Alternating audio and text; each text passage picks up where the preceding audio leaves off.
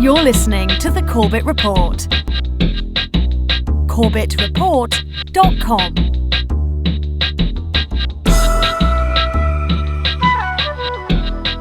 Welcome back, ladies and gentlemen. Welcome back to the Corbett Report podcast. I am your host, James Corbett of CorbettReport.com, coming to you, as always, from the sunny climes of Western Japan. Today is the 26th of August, 2014, which is a Tuesday. This podcast is supposed to be released on Mondays, but just like last week, this podcast is so chock full of information that I needed an extra day to put it all together and make it ready for you. So I hope you appreciate it. This is going to be a pretty powerful presentation, or at least it is intended to be so, and if it fails in that quest, the fault is all mine, but the praise, at least partially, needs to go to not only myself, but members of the CorbettReport.com community. For those of you out there who don't know, the CorbettReport.com website has been expanding its open source investigation as, of course, Corbett Report members, i.e. people who are paid subscribers to CorbettReport.com for as little as $1 a month, 100 Japanese yen a month, get access to the website to start leaving comments on the website, and as a result of that, we've opened up a few open source investigations, including last week's open source investigation on Ebola, and this week's open source investigation, which is now a month plus in preparation, and that open source investigation now has upwards of 100 different members commenting, over 250 comments, an incredible amount of links and information, people parsing this information there on the website, so it is a great and valuable and growing resource for people out there who are interested in basically what's going on and trying to keep up with the story. My hat's off to all of the Corbett Report members who are contributing to that conversation and who have contributed to it. On today's subject, which is going to be, of course, MH17, the downed Boeing 777, the Malaysia Airlines flight that crashed in eastern Ukraine last month. But before we get into that, I want to thank some of the members of that CorbettReport.com community specifically. And here I'm talking about username Spoonful, username Green Crow, as well as Gwen and Derek, all of whom helped compile some of the information that went into the backbone of this presentation that you're about to see. And especially my hat's off to Sean, who helped not only to prepare this, but to actually make the presentation itself, the file. Despite the fact that he'd never worked with OpenOffice Impress before, he did an impressive job putting this together. So thank you so much to all of those community members who helped out, and also thank you to Jason, Delia, Ian, and Bart, who all offered to help with the compilation of this podcast / presentation, but who either couldn't help out at this time or who I actually couldn't get to their email in time to get them included in the project. Again, this just goes to show that there are an incredible amount of people who are contributing to this information and the compilation of all of these details, and an incredibly growing and vibrant CorbettReport.com community. It is becoming the type of community that I always hoped it would be, so I'm very, very happy to see that taking place. Slowly but surely, we are transforming this into a truly open source community investigation. So on that note, today, as I say, we're going to turn our attention to MH17. Let's get straight into it. This presentation is entitled Crashes of Convenience, MH17, and is a member of that ongoing podcast series we have on various plane crashes of convenience that includes, for example, PL101 and other plane crashes besides. Of course, those of you watching the YouTube presentation of this podcast will no doubt have noticed the ridiculous, pimply-faced, hyperbolic, hyperventilating title, complete with block capitals and multiple exclamation marks that I put on this presentation as a type of parody / homage to the ridiculous lowest common denominator placating and gesticulating that's going on in the alternative media, which I think is pretty reprehensible. But hey, if you can't beat them, join them, right? Don't worry, I will not title future videos in such a way. I just couldn't help but make fun of the ridiculous trend in video titles these days.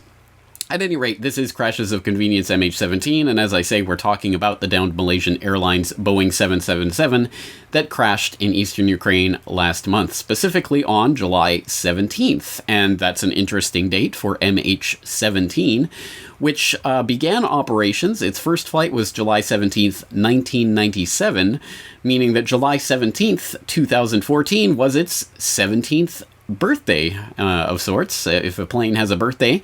This was MH17's 17th birthday on the 17th, and make of that what you will, and make of this picture what you will. This is the iconic picture of MH17, taken presumably at Schiphol Airport. That's what we're being told. This was taken at Schiphol Airport shortly before it left for its infamous flight. And this was a photograph taken by Yaron Mofaz. And there is very little hard information that I've seen about who Yaron Mofaz is and what his connections may be, but I do have a link that I'll throw in the show notes so you can read a little bit more about this Israeli who took this picture and who did not board the plane. He was not one of the passengers of the ill-fated flight, as the other iconic photo of MH17 at Schiphol Airport was. It was taken by Kor Pan, which was a pseudonym of one of the passengers, Cornelius something or other, the name escapes me at the moment, who was a passenger on the flight, who posted that picture to Facebook. This is the other picture, which does not, which looks very, very professional, looks very good, and was picked up by Reuters and widely published. So again, I'll throw the link in the show notes at corbettreport.com so you can read more about this photo and what's behind it. But let's move on. So the question, of course, as always, what are we going to cover in this presentation? In this presentation, we're going to review, as we usually do, the official story, what we are expected to believe about what really took place last month during the downing of this aircraft. We're going to examine the timeline of MH17. We're going to detail counter-evidence to the evidence, quote-unquote, that's been proposed by the U.S. State Department and its allies. We're going to debunk some of the lies and rumors surrounding this event, and we're going to hopefully disarm the propaganda, and disarm is the operative word here, because we are definitely dealing with weaponized information. This is information that, of course, we can see was quite clearly intended to further that demonization of Russia towards the creation of increased military tensions between Russia and the Ukraine specifically, and of course, in the broader context, Russia and NATO. And in that regard, it wasn't exactly a success, as we'll see. It's obviously, the MH17 story has all but disappeared from the news media now that the actual facts of the situation don't quite line up with the propaganda that we were being told.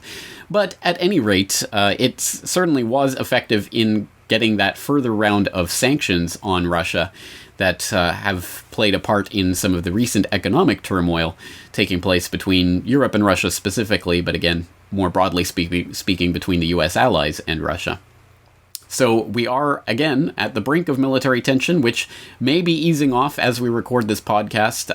Putin is meeting with his Ukrainian counterpart in Germany to begin talks to ease the tensions there in eastern Ukraine.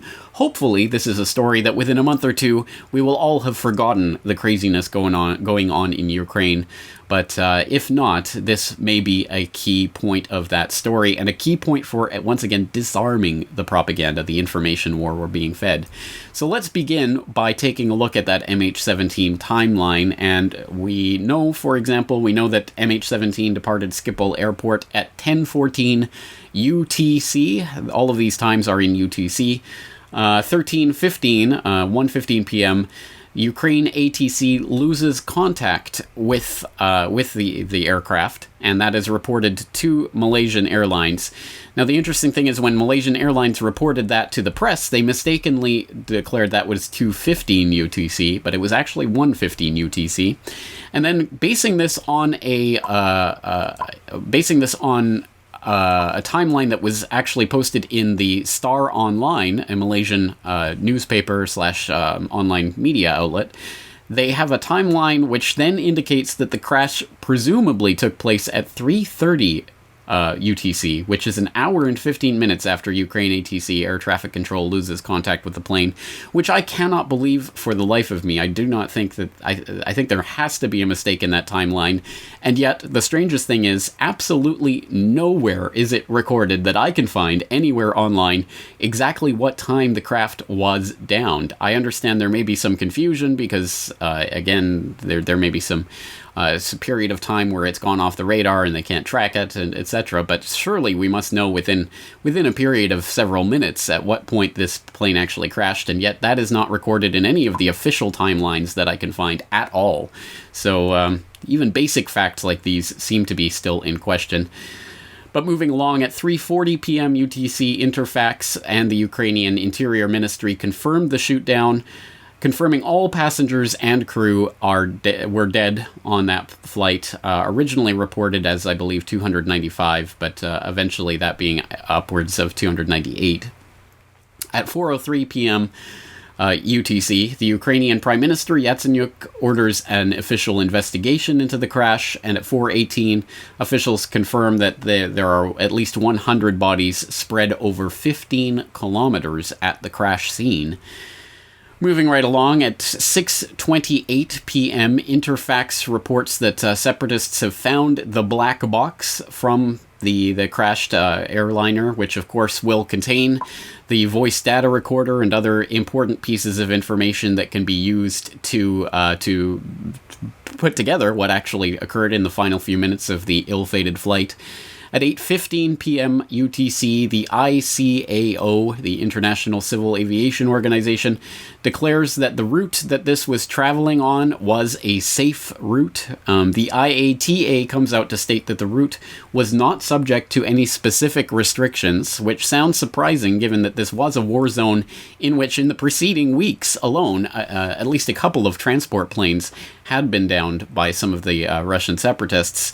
And yet, this seems to be confirmed by data from Flight Radar 24 that indicates not only Malaysia Airlines was repeatedly flying over Ukraine in the days and weeks preceding Flight 17's downing, but that KLM, Thai Airways, and Lufthansa were also all similarly flying directly over Ukraine, with British Airways and Air France diverting flights down south of the Black Sea around the hot zone there in eastern Ukraine. So apparently this was, if not a completely standard flight path, it was not unbelievably unusual compared to some of the other flight plans filed and flown by some of the other airways at the time of Flight 17's downing.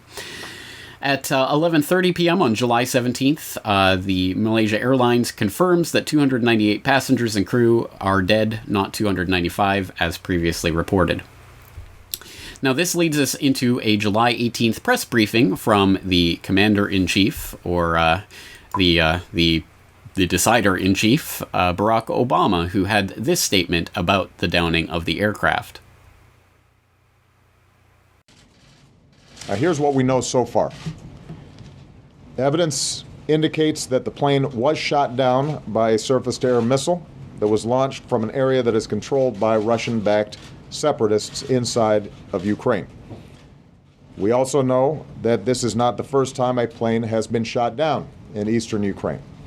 Over the last several weeks, Russian-backed separatists have shot down a Ukrainian transport plane and a Ukrainian helicopter, and they claimed responsibility for shooting down a Ukrainian fighter jet. Moreover, we know that these separatists have received a steady flow of support from Russia.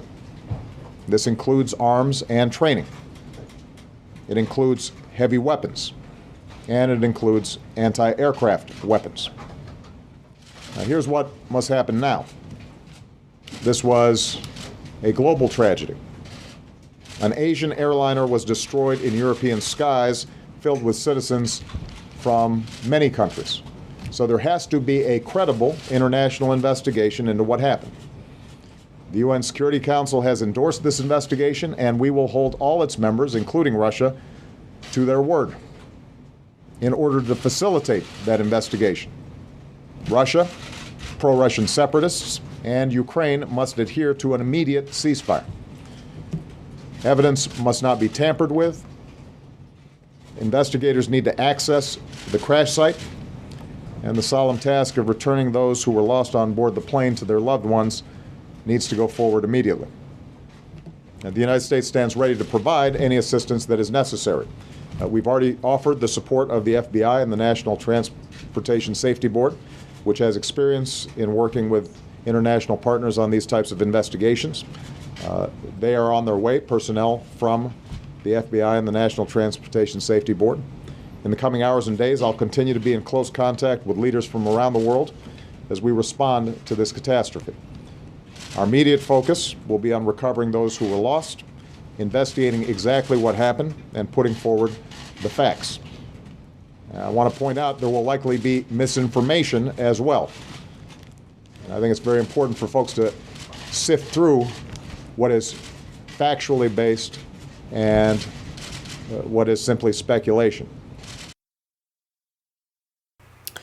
Well, I think no one could deny that there needs to be a credible, independent international investigation into what took place there, or that there will be misinformation propagated surrounding this event, so I think we have to agree with Obama on those points, although at the very least we would have to cock an eyebrow at the idea that the FBI and the National Transportation Safety Board, the same NTSB and FBI that approved the TWA 800 cover-up, would be the ones to conduct such an independent investigation. But why listen to me on that point when we can listen to another skeptical voice that came out the same day as Barack Obama was making his statements, and the media was beginning to jump on the blame Russia bandwagon with Putin's missile and other such headlines blaring across the European press.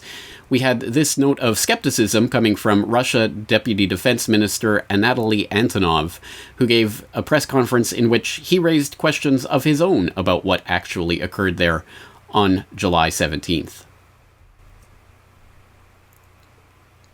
Today, there is a very important question. Who is responsible for such tragedy, and what should we do together to prevent from such accidents? I'm a little surprised that during 24 hours after this crash, there is a lot of publication and statement by Western officials who tried to blame Russian Federation as well as armed forces of Russia. And they tried to show the whole world that we are responsible for that crash. It's very strange that without real evidences, my colleagues from Western media would like to find somebody who is responsible for this crash. It seems to me that there is a part of informational warfare which has been started against the Russian Federation and armed forces. As to me, I don't want to use this opportunity to blame anybody. I just would like to raise a few questions to my colleagues from armed forces of Ukraine. And I hope that if they try an opportunity to answer to our questions, there will be a good opportunity for us to realize where we are, whether there is a possibility for us to restart cooperation and to find somebody who is responsible, really responsible for such a tragedy. So that would be the other side of the story, and if there was to be anything approaching an independent investigation of what happened, you would think that the Ukrainians would have taken seriously the 10 questions that the Russian Defense Ministry posed to the Ukrainian authorities at that time of that press conference on July 18th. But, well, those questions were, the answers to those questions were not forthcoming.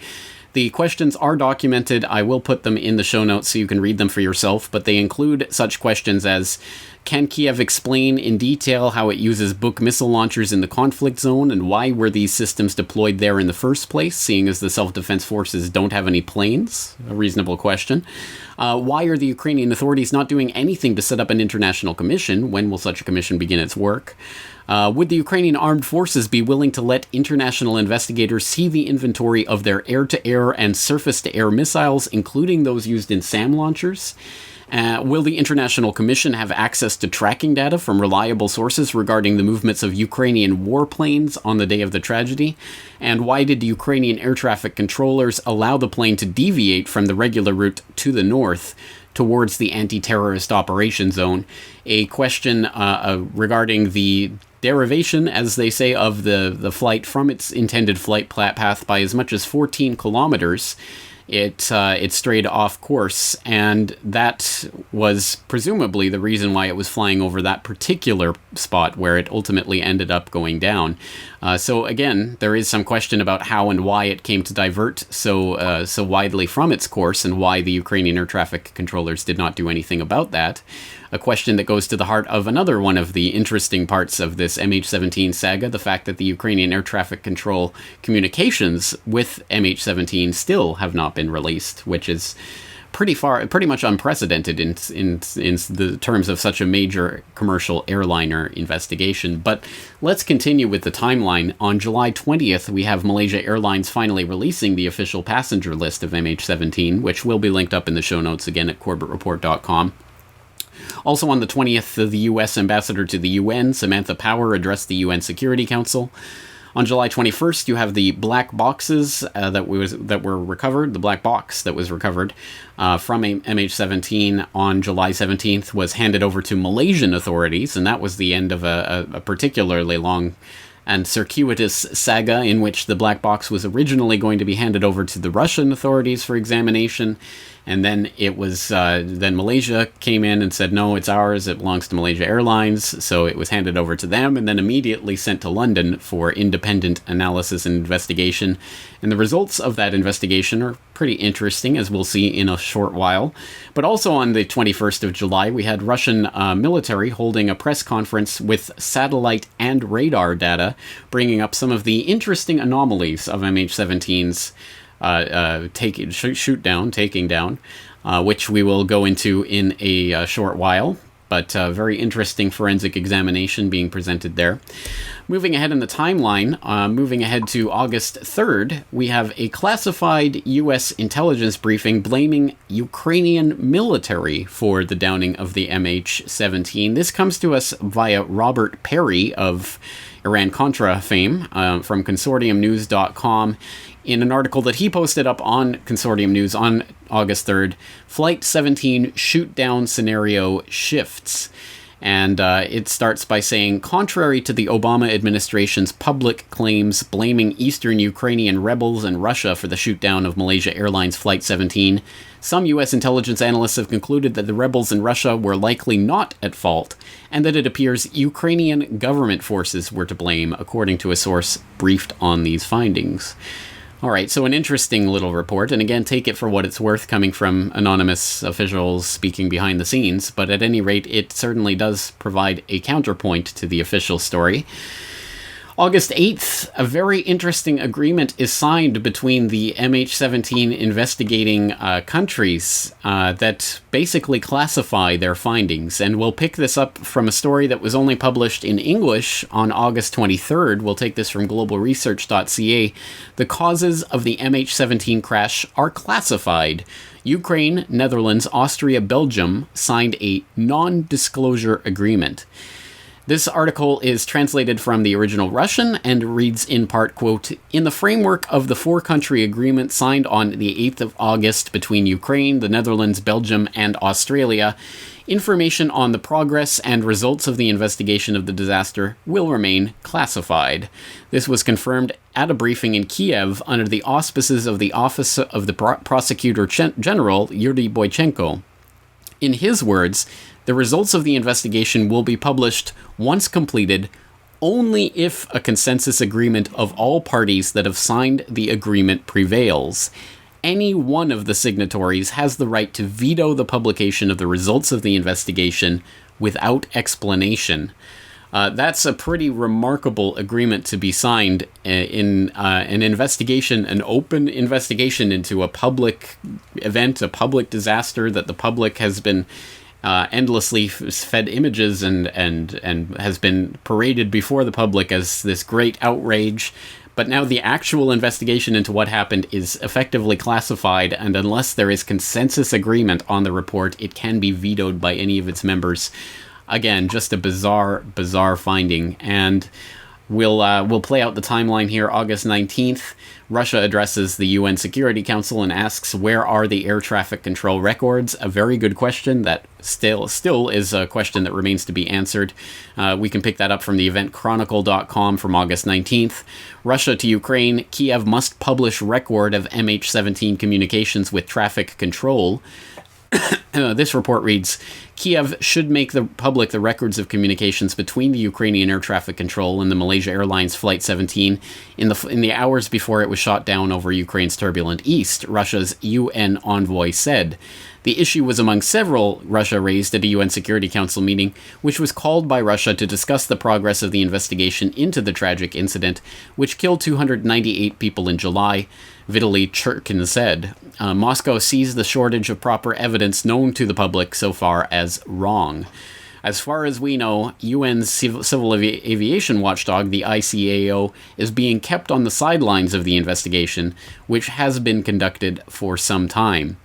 Again, pretty remarkable that even these basic records are being held back, something that Russia has done its best to bring to the attention of the quote-unquote international community, but because the quote-unquote international community refers to none other than the US and its allies, it is a piece of information that has been shoved down the memory hole. And, air traffic control records? What air traffic control records? And finally, on this timeline, August 21st, the bodies of many of the passengers flown to Malaysia. And there are pictures of them online, including this one here on the video presentation that you're watching. Very stirring images of some of the pallbearers bringing the coffins out from the plane, the transport plane, etc. So obviously all part of that propaganda rollout intended to stir the emotions and get people fired up for a war. But the question, of course, remains what really happened. And, well, there are two stories. There is the official story, and then there's the counter story. So let's look again at the official story, what we are expected to believe. And this is the story, for example, that was propounded within the first couple of days of the actual attack taking place. On July 20th, Secretary of State John Kerry, the U.S. Secretary of State, of course, made the rounds of the Sunday morning talk show circuit. And on those talk shows, he laid out what remains to this point the official story, more or less, of what occurred there or what we're expected to believe. He laid out several points in those talk show appearances, including the fact that, quote, a few weeks ago, we have a 150-vehicle convoy coming from Russia, going into the east of Ukraine with tanks, artillery, multiple rocket launchers, armored personnel carriers, and being turned over to the separatists. The implication, of course, being that the separatists suddenly had all of this military machinery that they were going to make use of, presumably by downing a civilian aircraft. He said they had an SA-11 right in the vicinity hours before this shoot, the SA-11 being a surface-to-air missile launched from, for example, a Buk missile launcher. He said the separatists have shot down 12 aircraft in the last couple of months, among them 2 transport planes, AN-26s, again, that well documented, not really in dispute. Literally, drunken separatist soldiers are piling bodies into trucks unceremoniously and disturbing the evidence and disturbing the pattern that is there. Anything that is removed, and we understand some aircraft parts have been removed, compromises the investigation. Again, trying to make it look like the crime scene is being tampered with in order to cover up what really occurred there. 9/11. He noted, we observed by imagery that at the moment of the shootdown, we detected a launch from that area, i.e. the vicinity of the shootdown, and our trajectory shows that it went to the aircraft. Again, that's a direct quote from Secretary of State Kerry. We know with confidence, that the Ukrainians did not have such a system anywhere near the vicinity at that point in time. We have not within the administration made a determination. I've tried cases on circumstantial evidence. It's powerful here. But there are an enormous array of facts that point at Russia's support for and involvement in this effort. Some of the separatist leaders are Russian. Russia has armed the separatists. Russia has supported the separatists. Russia has trained the separatists. All right, not really very difficult to parse what is being said here and what the implications of this are. Obviously, the State Department is trying to make it seem that it is Russia that was ultimately behind this because of their arming, training, supplying, funding, and directing of the separatists in eastern Ukraine. And that is basically the case. Now, the case is backed up by various pieces of evidence. Of course, Kerry referred there to imagery that shows the moment of the shootdown, including the detection of a launch from the area and plotting of the trajectory of that launch that seems to be going directly to the aircraft. But oddly enough, they haven't really showered the media with those images. What they've showered the media with is such things as the Ukrainian government's interception of phone calls that was posted to to YouTube the day or two after the events, in which we presumably are listening to the voices of various people in the Ukrainian separatist movement who presumably are talking about this downing of this aircraft and are presumably taking credit or blame for the shoot down.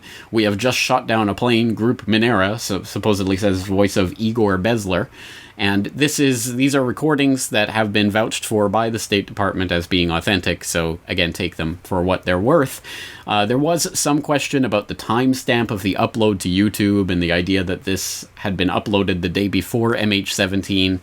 That timestamp has been debunked. That it's more to do with the way YouTube processes videos than it is to do with the actual upload date of the video itself. I'll put a link in the show notes so you can take a look at that. That was a conclusion that we came to early on in the open source investigation at CorbettReport.com, that the timestamps are inconclusive at best, and it would be a pretty shoddy job to upload your evidence the day before the actual operation went down. That would be a pretty ridiculous mistake to be making anyway, so I think that's not exactly evidence of anything. But the provenance of these phone calls and what they are actually phone calls recordings of, again, there's no end to what they could be, or how they could be manipulated or tampered with, or simply made up from whole cloth. But then, of course, we have this damning conclusive evidence of a Buk missile launcher, which is clearly being driven by the separatists across the border back into Russia. I mean, how could this video that you're seeing on screen now in the video presentation be any clearer? That is so obviously the Buk missile launcher in question being driven across the Russian border. And how do we know this? Well, it was posted online, so it simply must be true. And we've been told that this is conclusive evidence, so apparently, again, that makes it true. This is the type of evidence that we've seen being posted, along with supposed social media posts by the Ukraine separatists, supposedly taking credit or taking blame for the shoot-down, believing that they had took down a transport plane, but then immediately backtracking on that. But again, all of this evidence that has been presented to us is not the type of telemetry or radar imagery or anything concrete, as we had been told to believe that was on the way. It was this type of evidence. But, well, it's not exactly convincing. This amounts to, as has been pointed out in the press, by some of the press officers who actually are trying to hold some of these minions to the fire, feet to the fire. This is basically social media. And the question is there anything other than social media evidence that we can actually point to that would actually indicate that this was the work of the separatists? And this was a question that was posed in so many words to the U.S. Secretary of State Deputy Spokesperson, Deputy Spokesperson Harf at a press conference on July 21st. How is it exactly that you know that it was fired from from separatist-held territory? Well, we have a great deal of information that the Secretary laid out yesterday, and I can go back through some of it today. But we do know, first, that Russian-backed separatists were in possession of an SA-11 system as early as Monday, July 14th. This is from intercepts of separatist communications posted on YouTube by the Ukrainian Well, is there government. is there anything other? Because, I can keep going if you want to Well, is there stuff jump in. that's other than social media that Yes, you're talking absolutely, about? there is. So what is it that's other than social media? At this point, Matt, we've said what our assessment is, very strong assessment publicly. If there's more information that's based on that we can share, we're happy to do so. We'll continue looking at that. But look, this is what we know as of right now, based on open information, which is basically common sense, right? We know where it was fired from. We know who has this weapon. Well, I don't Backed know. up. It's Backed disputed, up, though. Backed up by a host of information that we have gathered about who did this, where it came from, and what the weapon system was. So we're just telling you what we know now. Right. Well, isn't it interesting that what we know now seems to be based on social media and common sense, quote unquote. So let's compare that type of startling mustering of the facts and presentation of evidence by the US State Department with that Russian press conference that we referred to earlier in the timeline, in which they presented satellite and radar data to make their case for what actually occurred in the downing of MH17. Russian monitoring systems also registered that there was a Ukrainian Air Force jet, probably an Su-25 fighter, climbing and approaching the Malaysian passenger aircraft. The Su-25 was between 3 and 5 kilometers away from the Malaysian Airlines plane. The fighter jet is capable of reaching an altitude of 10,000 meters for short periods of time. Its standard armament includes R-60 air-to-air missiles, which are capable of locking and destroying targets within a range of 12 kilometers, and which are guaranteed to hit their target from a distance of 5 kilometers. What was a military aircraft doing on a route intended for civilian planes, flying at almost the same time and the same altitude as a passenger airliner? We would like to receive an answer to this question. To corroborate this evidence, we have a video taken at the Regional Air Traffic Control Center in Rostov. At 17:21 and 35 seconds, with the Boeing's velocity having dropped to 200 kilometers per hour, a new mark detecting an airborne object appears at the spot of the Boeing's destruction. The new airborne object was continuously detected for the duration of 4 minutes by the radar stations at Ust-Donetsk and Batuninskaya. An air traffic controller requested the characteristics of the new airborne object, but was unable to get any readings on its parameters, most likely due to the fact that the new aircraft was not equipped with a secondary surveillance radar transponder, which is a distinctive feature of military aircraft. Detecting this airborne object at an earlier stage was not possible, since our radar sites normally monitor airspace in standard observation mode, which only enables aircraft detection at this range at an altitude of upwards of 5,000 meters. Detecting the new aircraft became possible as it started to ascend. Further changes in the airborne object's coordinates suggest that it was hovering above the Boeing 777 crash site, monitoring the situation. Ukrainian officials earlier claimed that there were no Ukrainian military aircraft in the area of the crash that day. As you can see, that is not true. Thank you.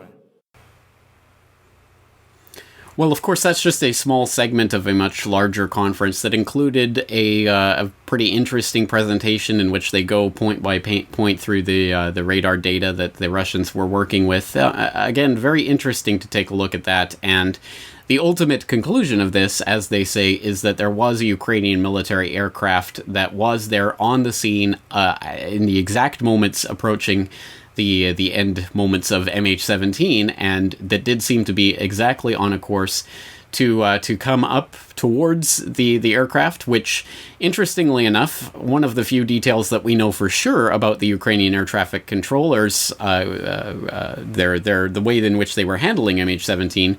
MH17 was flying at a regular cruising altitude of 35,000 feet, but was requested to lower down to 33,000 feet.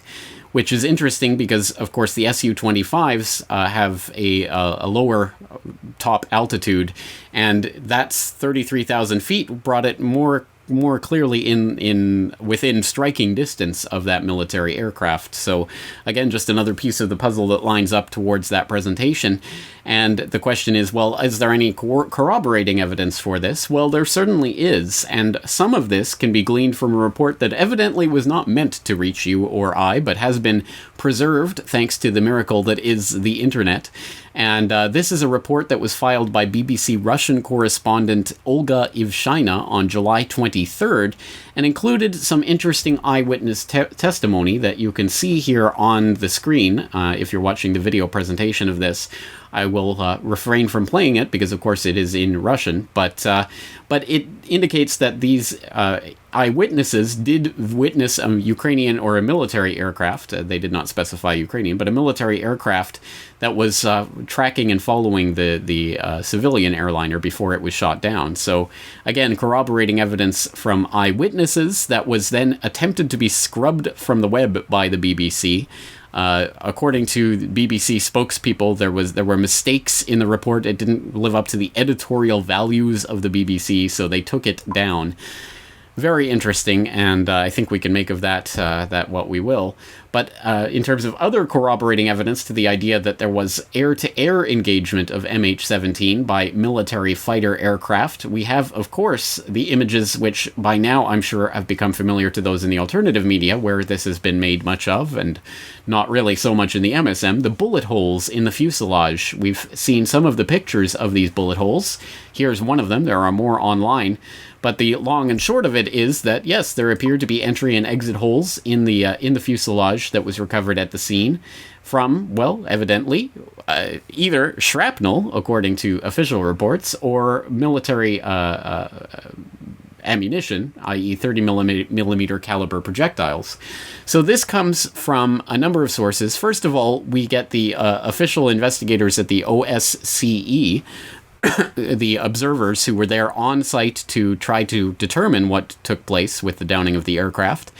And the OSCE had to admit on July 31st that they had no evidence that a missile was used to bring down the aircraft, but that they did have evidence in that they did find shrapnel-like holes, quote-unquote, in two separate places of the fuselage of the plane.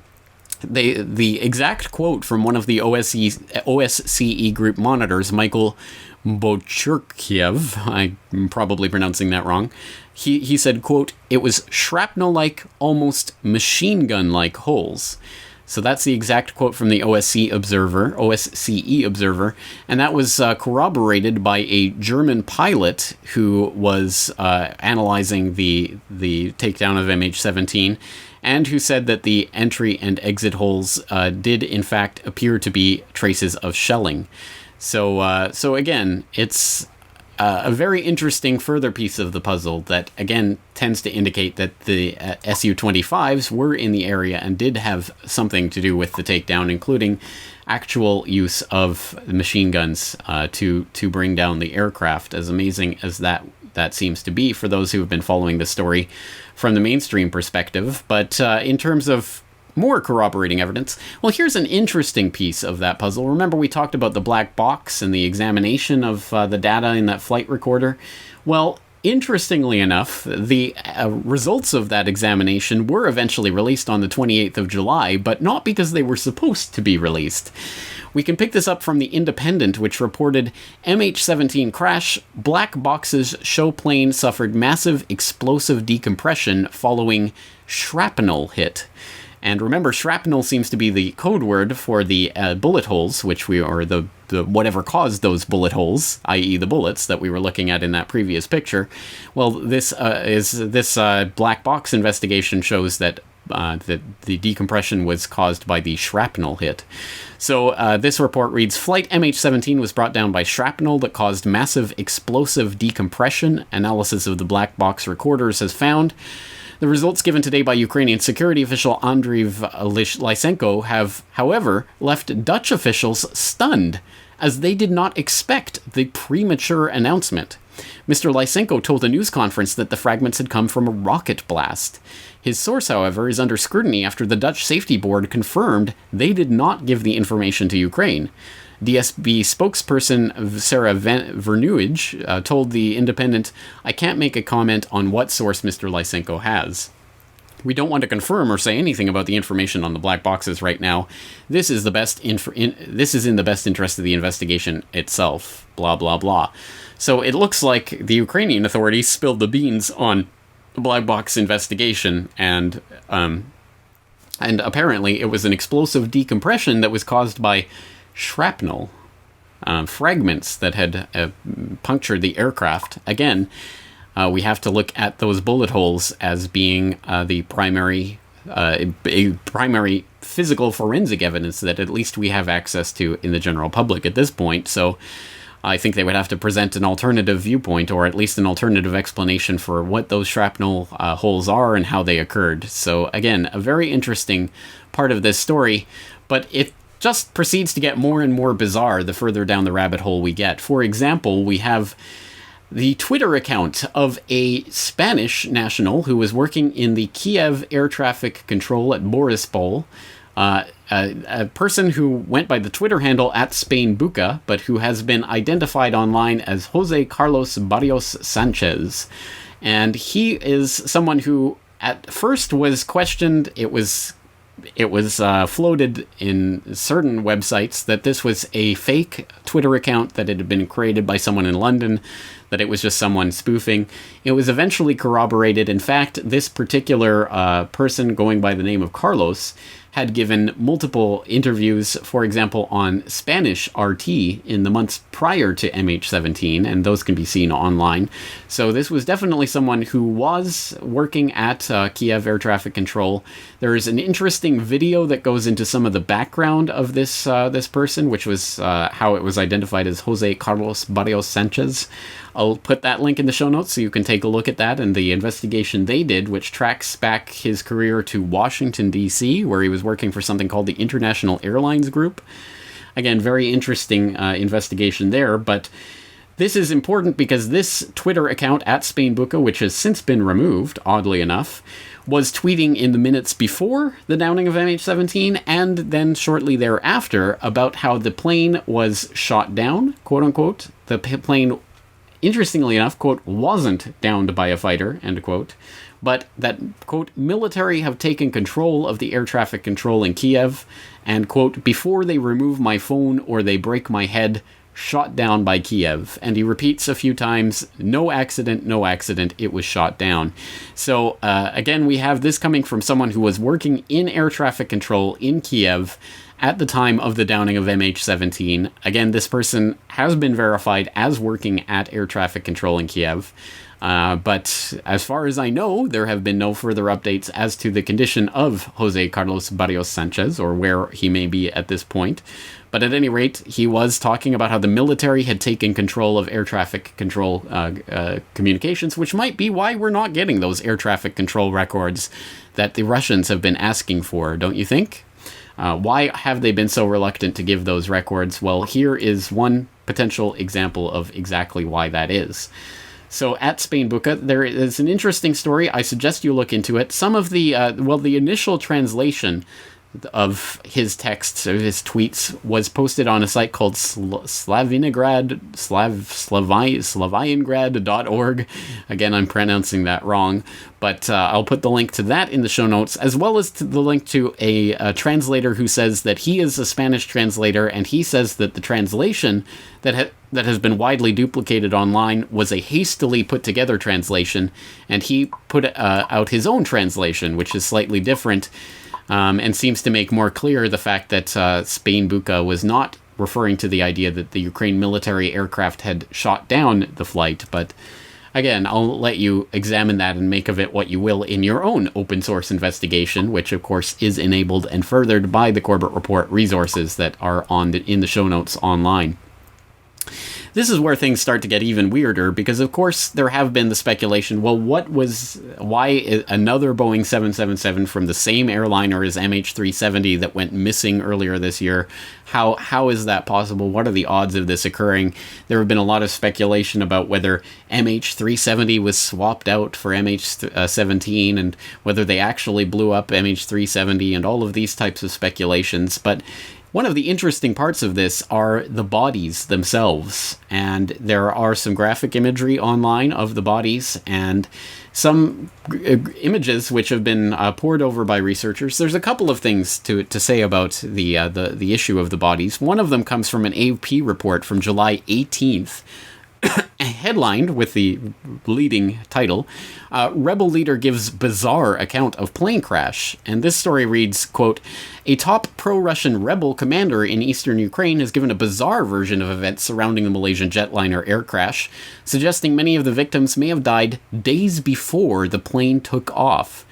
The pro-rebel website Russkaya Vesna on Friday quoted Igor Gherkin as saying he was told by people at the crash site that, quote, a significant number of the bodies weren't fresh, adding that he was told they were drained of blood and reeked of decomposition. The Malaysia Airlines Boeing 777 was shot down Thursday, blah, blah, blah. U.S. intelligence said a surface-to-air missile, blah, blah, blah. Gherkin, also known as Straykov and allegedly a former Russian military intelligence agent, says he couldn't confirm the information, but it's sure to add to the intense emotions surrounding the crash with the rebels accused of shooting down the plane. Gherkin said, Ukrainian authorities are capable of any baseness. He claimed that a large amount of blood serum and medications were found in the wreckage. Again, some interesting points there, not only on the bodies themselves, which, according to some reports of what some of the eyewitnesses on the scene were saying, had been drained of blood, were decomposing, were already dead before the crash, which is a bizarre idea. But how does that fit into the story of MH17? I think there are two things that are clear by this point. One is that many of the passengers of MH17 were alive and well in the hours before the plane took off, which could be confirmed by multiple, many hundreds of witnesses and people who interacted with those passengers and family members, etc., who talked to them before they left, and all those types of ways of corroborating that these people were very much alive when that plane took off. And those people are very much dead now, again, with many of the bodies having been returned, and obviously not any of them having popped up and talked to any of their relatives or anything. So clearly they were alive before the plane took off, and clearly they're dead now. So clearly people died at some point. And the question of why bodies would be scattered around, why dead bodies would be used as fakes to decoy in the event of a plane crash, again, it doesn't make sense from an operational standpoint, and the types of speculation that have gone on about MH370 plane parts, etc., have been largely debunked. I'll put links in the show notes for these types of speculations so you can look into them for yourselves, as well as there's been suggestions that some of the bodies themselves were not actual human beings, but dummies, and there are some images, when examined closely, certainly do appear to be mannequins or inflatable dummies of some sort. They certainly do not appear to be actual human beings. But the problem with this type of forensic analysis is that most people out there have not been exposed to this type of scene before, so would not know what to expect in real life if it were to actually occur. And secondly, even if we could prove that certain of these photos had been staged, that certainly doesn't mean that the event itself or everything surrounding it had been staged. It means that certain photos may have been staged. So again, like the James Foley beheading video, which even now mainstream UK newspapers are reporting was a staged video, they're saying that, well, yes, the video was staged and clearly there are parts of it that have been edited and it isn't real, but the beheading actually took place.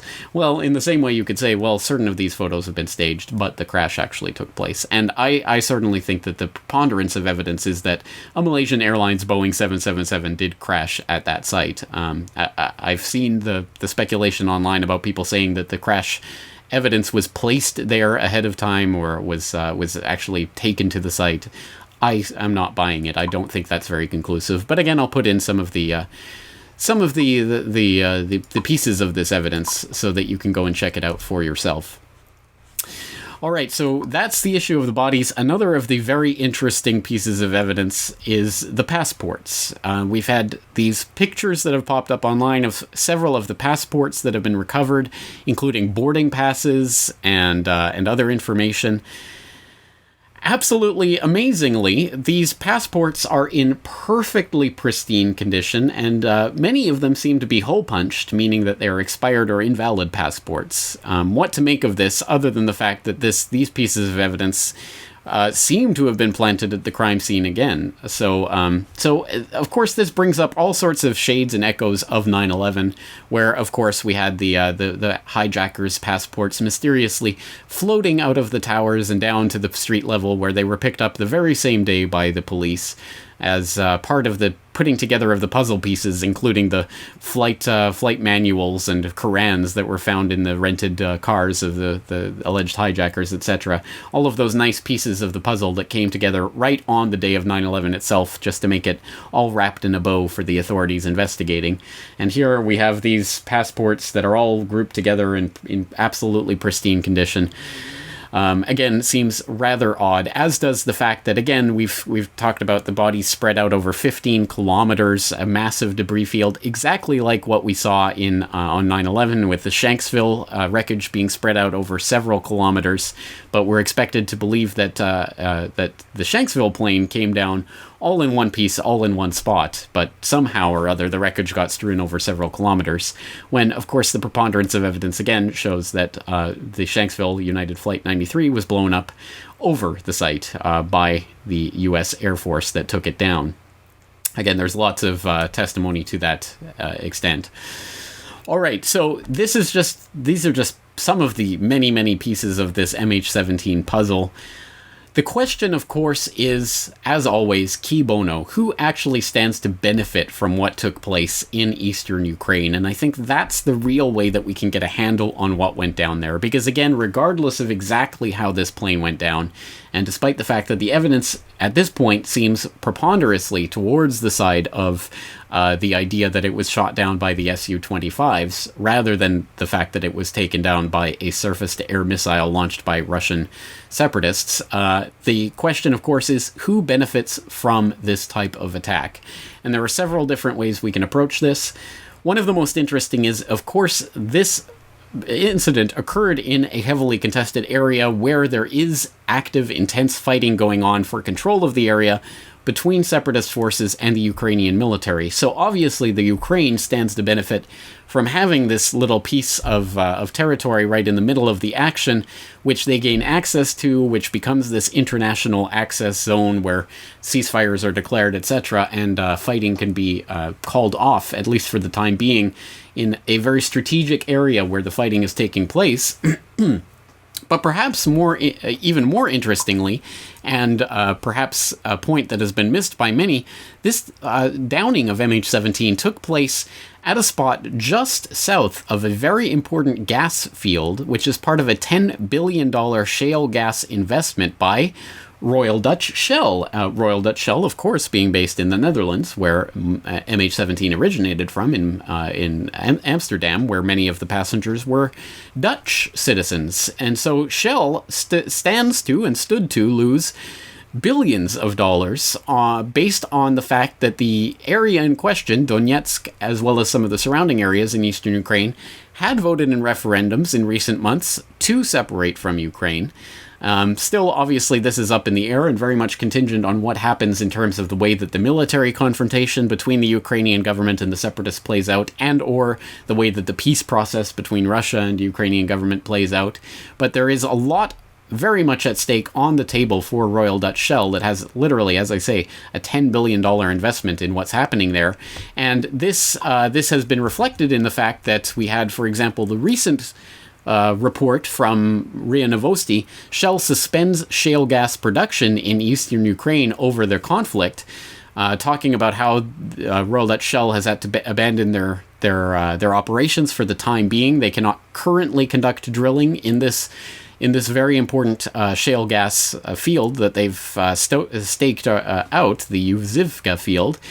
But interestingly enough, they have declared force majeure on their contract, meaning that the contracts that they have signed for this multi-billion-dollar investment are null and void for the duration of the emergency, so that as long as there is this type of emergency, the Royal Dutch Shell are not on the hook for all of the money that they've promised for their various projects and contracts. So again, Royal Dutch Shell with a very important stake in this, and this plays out in some bizarre ways, including something called a capital repatriation plan that the Dutch government is undertaking right now, whereby they have declared the MH17 crash site to be an area where the Dutch government and Dutch citizens have an interest because they need to recover the property of the Dutch citizens that were on board MH17.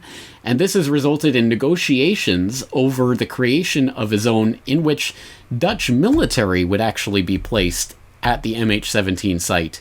So you are talking about the idea, at least right now, that's being kicked around, of the idea of international military forces being brought into the region to protect and control the site, etc.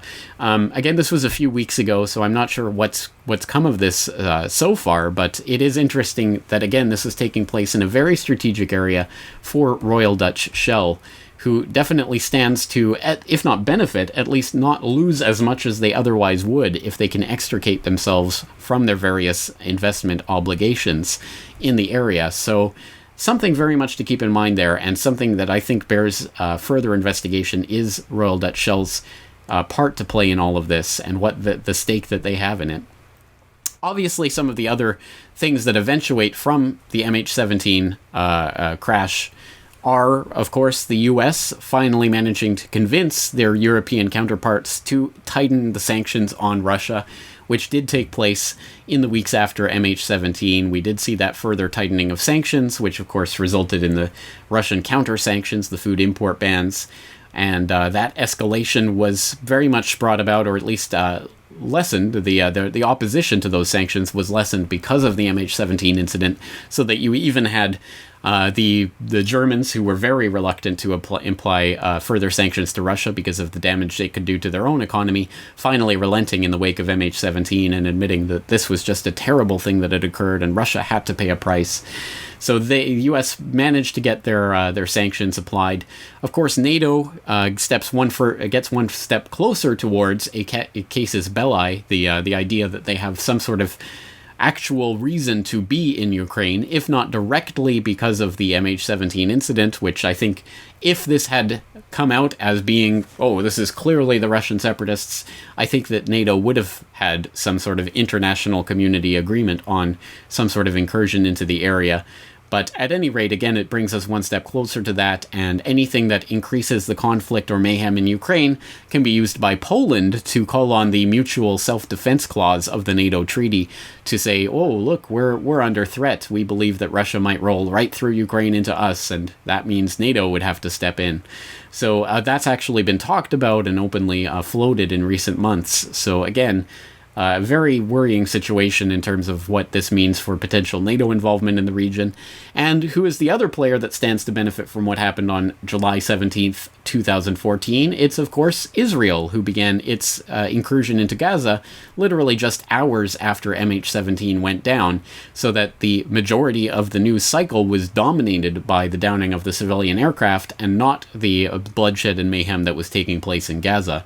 So you have all of these various interests that converge at the MH17 site, and I think just like a 9/11 or any other spectacular type of false flag incident, what you have in a situation like this is a number of different interests that come together at a certain point, and when there are enough competing and different interests that coalesce on one particular event, that event is much more likely to occur.